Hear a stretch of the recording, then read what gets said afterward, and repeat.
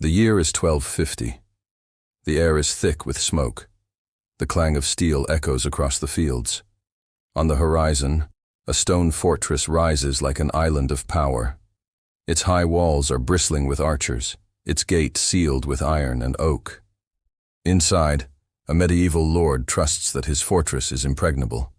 For centuries, castles like this have stood as symbols of strength, defiance, and survival.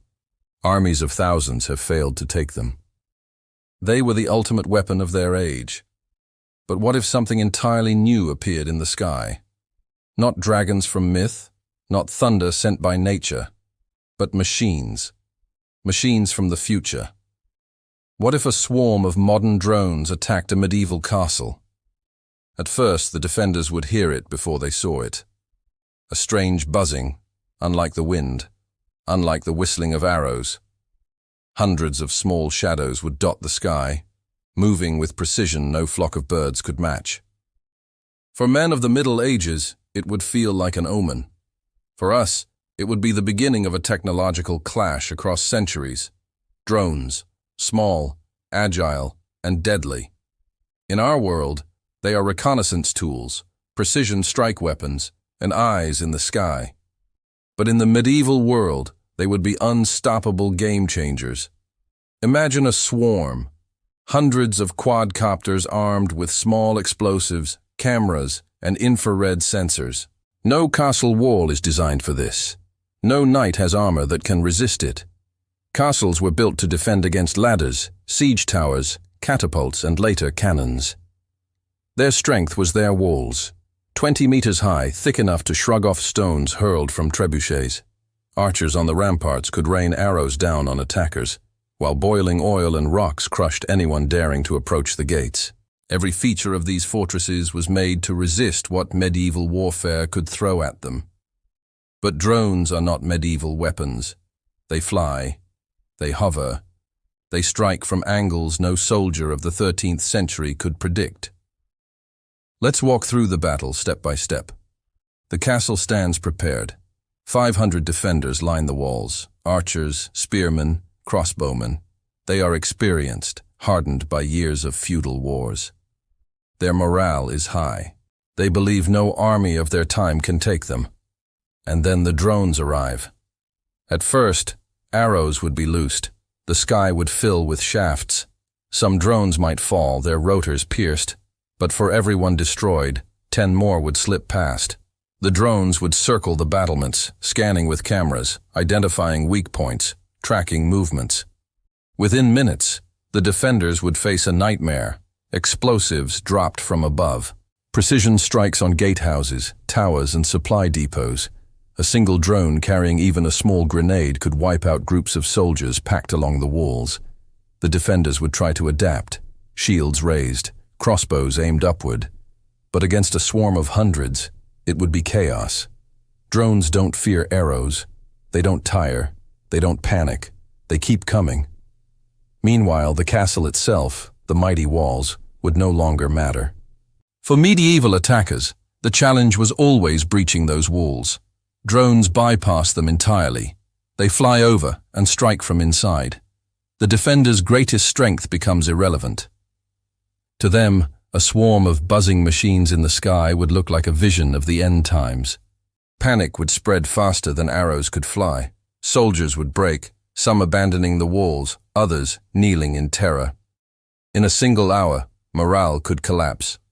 But let's compare this scenario with real history. In the medieval era, sieges could last months. Castles were designed to outlast the attacker. Starvation, disease, and exhaustion were the real killers. Armies dragged on for seasons, surrounding fortresses, cutting supply lines, waiting for surrender. Some castles resisted for years. With drones, that balance of time disappears. What would take months now takes hours. Precision strikes devastate food stores. Water sources inside the castle are destroyed. Commanders are picked off one by one. The defenders are left blind, disorganized, and broken. Still, let's ask, could the castle fight back? Archers would keep firing. Some drones would fall. If defenders managed to capture a damaged drone, they might try to study it. But without electricity, without engines, without an understanding of circuits or batteries, the technology would be incomprehensible. To the medieval mind, the drone is not a machine. It's a phantom of war. What about heavy weapons, catapults, trebuchets? These siege engines hurl massive stones, devastating to walls and wooden towers. But against drones, they are useless. Too slow, too inaccurate. The drones would strike from above long before a trebuchet could launch a counterattack. The only real resistance would come from sheer numbers. 1,000 arrows loosed at once might bring down dozens of drones. But not enough.